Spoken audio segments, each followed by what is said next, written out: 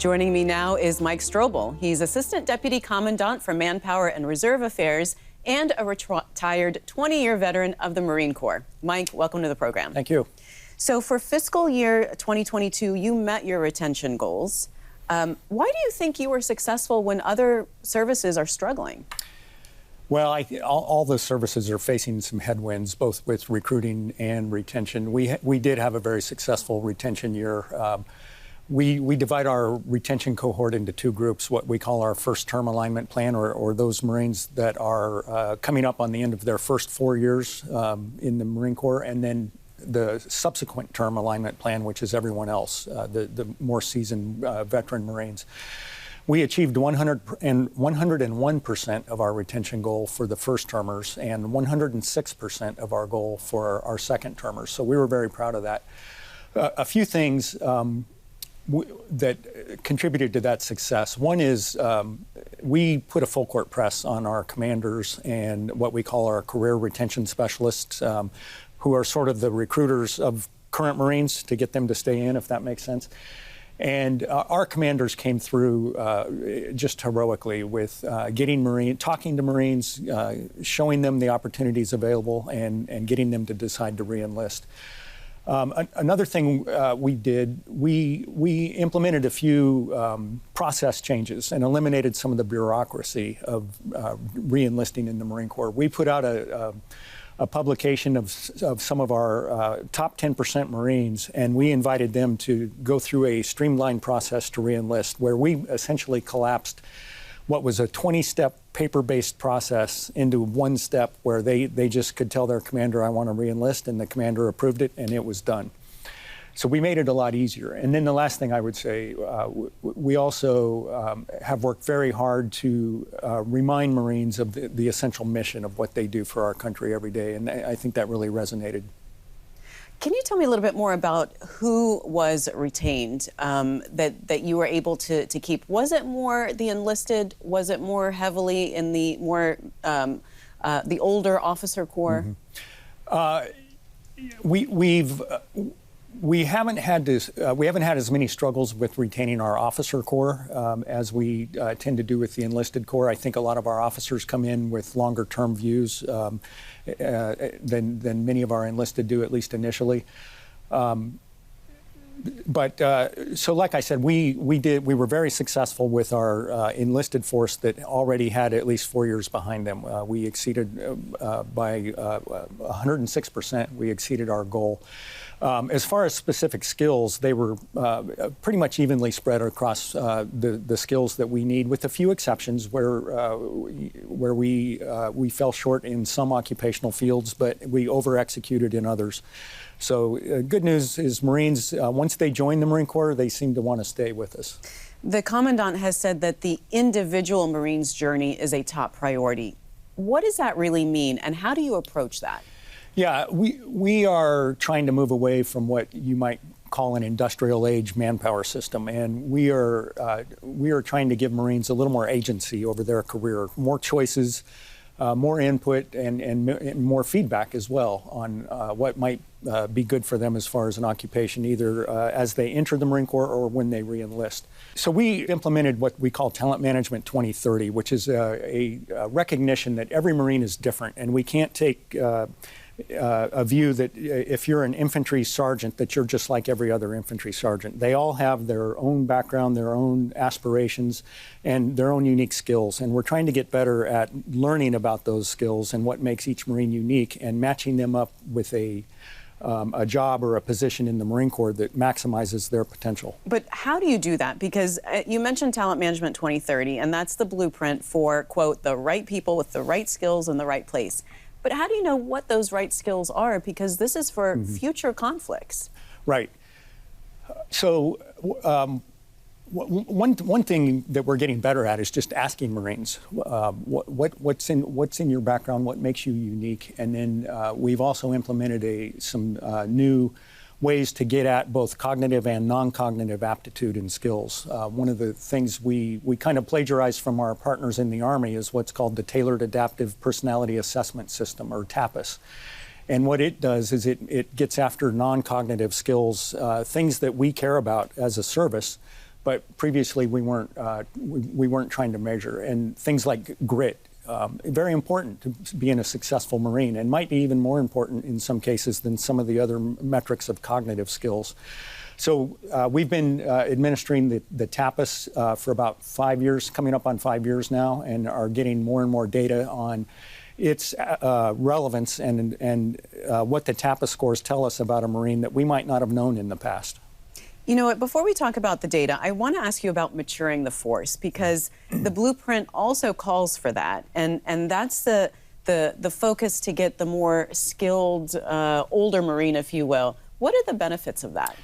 Well, a couple of benefits. One is if we can retain a Marine, which is kind of a little bit about what Mature the Force is about. A couple of years ago, we would separate at the end of their first term about 75% of our enlisted force, way more than any other of the services. Part of that was due to our force structure. We've got a very steep pyramid as far as grade structures, which we are evaluating. But we understand, we recognize that if we can retain a Marine who's already proven him or herself as suitable and skilled at being a Marine, that's at least one more Marine we don't have to recruit. And I say at least because sometimes you have to recruit more than just one to eventually get that Marine to become a sergeant, somebody that has demonstrated that they have an aptitude and skills to be a good Marine. But you know, maturing the force costs money. Right. So pay, benefits, housing, all costs more. So what are you going to do to address that? Well, one thing is our new force design construct calls for a slightly smaller Marine Corps than previous years. So we just, to start out, we need fewer Marines than we did over the last, say, 10 or so years. Another thing, though, as I alluded to earlier, is if we can retain, granted a maybe more expensive Marine because of his or her greater seniority, we can maybe dial back on the number of Marines we need to recruit, and not only recruit, but put through our very extensive entry-level training pipeline. So we think we can, if we invest a little more in our more senior Marines, we can free up resources that are currently devoted to recruiting and training our younger Marines. So you started to tell me about kind of the data that you're collecting around personnel. And I'd like to know a little bit more about what data you're collecting, and how do you know that you're using that data effectively?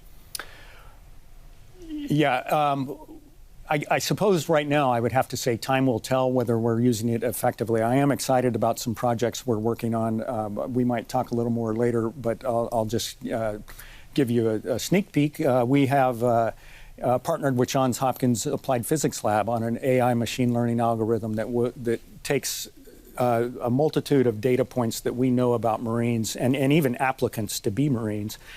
And when it's fully functional, it will give us probabilities of their success first at boot camp and then over an entire career. So and then as far as what data are we feeding into that, like I mentioned earlier, we have cognitive and now non-cognitive information on skills and aptitudes of our applicants and our Marines. That's one example of some data we always had and some data that we're just now starting to collect. You know, the Defense Department as a whole is currently modernizing all of its enterprise systems. So I want to know about the challenges that you're facing in modernizing those personnel systems. Yeah, two challenges, I suppose, are that are probably common to in many efforts, both in the military and in the private sector, is we're constrained by time and money. Not surprising. Yeah. So we would like to be going faster than we have been so far on our modernizing of our manpower information technology systems. We do have to be mindful, though, as part of the federal government, to follow all the applicable rules to IT acquisition and spending money and the right kind of money, if you will. And so that brings me to the second constraint, which is money. It's not a huge, in the grand scheme of things of the Marine Corps and the DoD budget, maybe not a huge portion of the budget, but we do need additional resources to do things that we haven't done in the past. Do you think that this will be an upgrade to the existing systems mostly, or will it be a complete overhaul? A little bit of both. We're constantly upgrading our systems to be more reliable, more secure. But also there is, like the AI machine learning project I mentioned with Johns Hopkins, that's just totally new. That's essentially an overhaul. Some things we have never done before. So it's really a mix of both. How do you think industry partners can help you with addressing those challenges of cost and time? That's a great question. Keeping costs down, that's the one. Yeah. I think making an effort to learn about what we need and what how the military could partner with industry would help us quite a lot. And also, I think we have a lot. We, the military, DoD, have a lot to learn from the private sector. There are fabulous examples of outstanding talent management all across the private sector and other parts of government. And we are never shy about plagiarizing what works for them if it fits within our constraining statutes and policies. I want to ask you about culture, because the Marine culture is very unique. It's ingrained in every new recruit. Can you tell me about the changing attitudes and policies towards women in the Corps, and really what you're doing to better integrate and include more female recruits and officers? Yeah, great question. Let me start with the end. Last year, fiscal year 22, we recruited a historic high of female officers. We were over 15%. Like I said, it's never been that high, and I'm very proud of that. We are about total force. We're about 9% women. We think we'll get up around 11% this year. Over the last 5 years, there's been a number of changes that I think are for the better to make the Marine Corps more appealing to our female Marines and to female applicants. A couple of examples. 5 years ago, we opened all military occupational specialties and all previously closed units to females. And as of the end of this fiscal year 22, 1,300 female Marines were assigned to units that were previously closed to them, and more than 600 female Marines had earned a military occupational skill that they were not eligible for prior to that policy change. And what that does is that shows both the male and female Marines that women can do anything. They're just as valuable and just as essential to our lethality and readiness as every other Marine. We've done more gender integration at our recruit training, which is another, I think, very important step, because it's important, I think, for our most junior Marines right at the start of their career, for the men to see that the women are doing the same training they are, and the women also are seeing that they're doing the same training as the men. And also both our men and our women are seeing role models, staff NCOs and officers, and NCOs, non-commissioned officers of different genders. Let me, if I could, tell you about how my career in the Marine Corps started out. I went to 3 months of an all-male boot camp. Then I got commissioned as an officer, and I went to a 6-month all-male officer basic course. From that, I went to a 6-month all-male artillery school, and then I spent 3 years in an all-male artillery battalion. So it's a lot of time not seeing a female officer or recruit. It is, and it's I think back on it, and one, what a waste of talent to have that cohort of Marines sidelined from the. In my case, to be able to contribute to artillery battalions and artillery regiments. But it also, I think, inevitably fostered, or at least had the potential to foster, kind of a second-class citizen mindset. But that's gone, because every Marine, regardless of gender, is able to do the same thing, and they train together right from the outset. You know, the Marines are reevaluating everything from their physical fitness requirements, there's family leave policies. How do you get all stakeholders on board and keep them on board with all these changes? Right. Well, every change, every policy we implement is designed to enhance our readiness and lethality, and that is the culture of the Marine Corps, is readiness and lethality. We are America's force in readiness, her 911 force, if you will. And we start from day one, whether you are a new private or a new second lieutenant, ensuring that that mindset is inculcated, and everything that we do is designed to enhance and preserve readiness and lethality. So when you put it in those terms, Marines understand it. You met your retention and recruitment goals for fiscal 2022. How is fiscal 2023 looking? Well, we're, what are we, about 6 weeks as we record this, about 6 weeks into the fiscal year 23. I would say it's a little too early, probably, at least to make an assessment of our recruiting efforts. But I do know our retention efforts are off to a great start.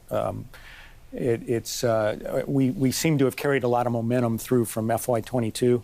And it looks very good for our retention. I'm also very confident that we'll make our recruiting goals for 23. It's just a little too early to have that data yet. So, Mike, what other initiatives are you looking at to really invigorate that individual Marines experience?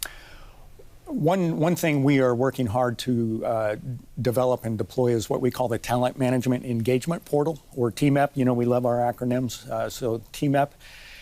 Which is sort of a talent marketplace for Marines, where they can interact with what we call their monitor, the person who decides their assignments, and commanders out in the field can essentially post job announcements and specific skills that they're looking for, and more than the skills that we previously would track, which would just be a Marine's rank and occupational skill. A Marine can go the vision is a Marine can go into the TMEP and list specific skills. It might be a language skill, it might be an off-duty education, it might be a civilian pre-Marine Corps experience that they've had, and they can list that, and a commander can post, I'm looking for a Marine with these sorts of skills, and the commander, the Marine, and the monitor can all see this in real time, and it increases transparency, and I'm certain will increase job fit, which will lead to even greater retention. I want to go back to your personal experience. You were an active duty Marine, you saw combat. I wonder how your personal experience has informed your thinking about these topics. Well, it has definitely informed my thinking. I was a lieutenant in an artillery battalion out at Camp Pendleton, California in 1990 and 91. And we had just gotten back from a regularly scheduled deployment when Iraq invaded Kuwait. And literally days later, we were sending Marines out to 29 Palms, California to form combined arms task force to rapidly deploy to Saudi Arabia and stem the tide of what ultimately became Desert Storm and Desert Shield. And when I came off of that previously scheduled deployment that I mentioned, it was a lot of fun. We visited some really neat places in the Western Pacific. We did some hard training, but it was mostly just a great time. And then suddenly we're preparing for combat with no notice. And that lesson has stuck with me to this day. And it goes back to that mindset that we try to instill in all of our Marines, that they need to be ready and lethal to be the nation's 911 force. All right. Well, Mike, thanks so much. Nice to talk to you. Yes, thank you. Agency in Motion, Marines, is sponsored by KPMG. Learn more at read.kpmg.us/modgov. Welcome back. I'm joined by Kim Myers. She's Managing Director at KPMG. Kim, welcome to the program. Thanks so much for having me. You have a background in change management for large organizations. What do you think the Marine Corps' biggest challenges are going to be in meeting those requirements for Force Design 2030 in talent management? Yeah, absolutely. It's a great question. So transformations are hard, and we are people, and people come with emotions, and we come with our own set of challenges. So I think first and foremost, some of the challenges that you're going to see are more on the people side of the house and less on the technology side. So I think you're going to see that the Marine Corps is going to really want to work on their communication. communicating early and often and throughout the entirety of the transformation. I think they're going to have to work together. It's not an individual event, it is a team sport. And there's a lot of different elements of this transformation journey that are going to rely on the buy-in of other stakeholders. They're going to really touch other people's lanes of work. And so if the organization doesn't come together and work through it together, then I think you're going to see some initial challenges there. Well, they did meet their retention and recruitment goals for the last fiscal year. Other services did not. So what do you say they need to do to build on and maintain that success? So I think the Marine Corps has a really awesome mission, and I think the people that the Marine Corps recruits are different from some of the other services. So I think continuing to share that story, to continue to share that ethos and really communicate the value of the Marine Corps is going to be really important. I think to continue on that overarching journey, though, to really fully reach the goals of Talent Management 2030 would be to take a more Marine Corps-centric approach. What is it that the Marine as an individual today is looking for in a career? What types of technologies are they looking to experience? Really, what is their overarching plan for their life going to be? And making sure that the Marine Corps has the technology to support that, as well as the processes in place to really give the Marine the empowerment to be who they want to be, as well as give the command the power that they need to help facilitate that. You know, there's a lot of legacy systems in the Marine Corps, and as you said, change is hard. So what do you think their first step should be in adjusting to this change? Yeah, so I think that it really starts off with what the end target operating model is. What do you need in systems? What do you need in that technology? What are the different technologies that are going to interfere with each other or impact each other or support each other? And getting really clear on what that end goal looks like. I think at that point in time, you can start to get a better appreciation for what systems might need to sunset, what systems might be okay to just have a facelift, and what other ones need to just be replaced at this point in time. And you heard in the previous segment about the streamlining of the re-enlistment process and how well that's going. What other personnel processes do you think can be better streamlined? Sure. So I think there are a number of different processes that can work together better. I think a lot of what we see right now is silo data, using silo systems. And when you don't have more of that talent management data back end, it's hard to really have a full picture of that Marine. And I think the Marines that are going to be coming up the ranks in these coming years are going to really want that full life picture. And so I think what we'll have to do is take a look at the processes that need to work more collaboratively together. And we hear that a lot about siloed data and that data not being used effectively. What are some best practices around bringing down those silos? So again, humans are tricky and technology is tricky, but it is even more tricky when you start to talk about individuals who maybe help bring that system together in the first place. And I think it really is going to take a lot of coordination, a lot of collaboration, a lot of negotiation internally with the stakeholders to really start to take a look at those systems. I think that'll be an important one. Well, let's talk a little bit about getting that buy-in from stakeholders, because that's not easy. It is not easy, no. I think a lot of the times we take a look at the different personas. So who are the stakeholders? Who is the one that has the lead on this assignment? Who's taking ownership and taking charge of it? And then what are all the different stakeholders that come to that table? What are their personalities? What are their wins? Where are the areas that they're going to struggle with? And how do we help get everyone on board for that overarching mission and driving in that same direction? We talked in the previous segment about maturing the force. What do you think are going to be the big challenges that the Corps is going to face in their process and in their efforts to mature the force? So a lot of the maturing of the force right now, I think some of the concerns that I'm hearing is more on the monetary side. I think, you know, as we noted earlier in the segment, the Marines who love the Marine Corps are going to stay in the Marine Corps because they just love it. That is their family, and you continue to see that after they retire. I think when we start to talk about maturing the force, the concerns are on how much is that going to cost? And what data analytics are we looking at to best understand the full impact of maturing the force? So there might be a bigger dollar associated to retaining that Marine. However, there's some trade-offs. we might have fewer recruits. We may need fewer recruiters out there. We may need fewer facilities to support those recruiters. We may need fewer instructors. We may have less time down for training and more time out doing what Marines do best. So I think that there's some significant data analytic work that can be done to help to support what the maturing of the force would look like from a data perspective. What are your ideas on managing all these changes so that you don't end up with change fatigue? I mean, too much is going on. So in this case, the Marine Corps is looking to undergo a very large transformation. And so it is going to require the Marine Corps to take a more journey experience and kind of plan out what that journey is going to look like. It's really important for folks to be aware of what's happening, and you want to be able to celebrate along the way. I will give you an example. When I start to think about a change journey, I start to think about the Marine Corps Marathon.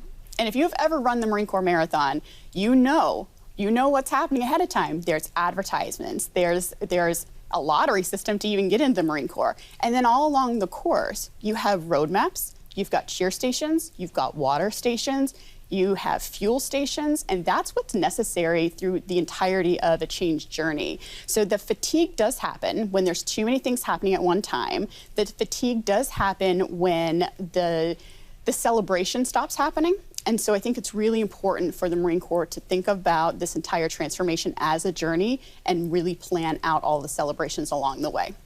What do you think, what do you see as the primary role that industry partners can play in helping the Marine Corps achieve these goals? So I think there's a couple of different ways that industry can be leveraged. Really, one would be the guide. I think a lot of industry can provide a good guide. So we can walk along with you, and I almost sometimes describe this as a GPS system.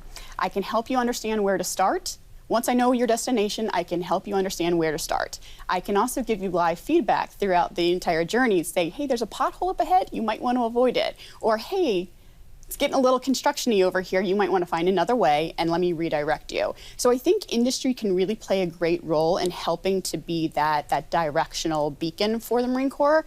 I also think that industry can help with technology solutions. They can help with making those solutions, but they can also help with the integration of that technology. Again, because change is hard, and it's not as easy as turning something off and turning something else back on. And finally, any other things that the Marine Corps should keep in mind as they embark on this journey? Any lessons that they could pick up from other services?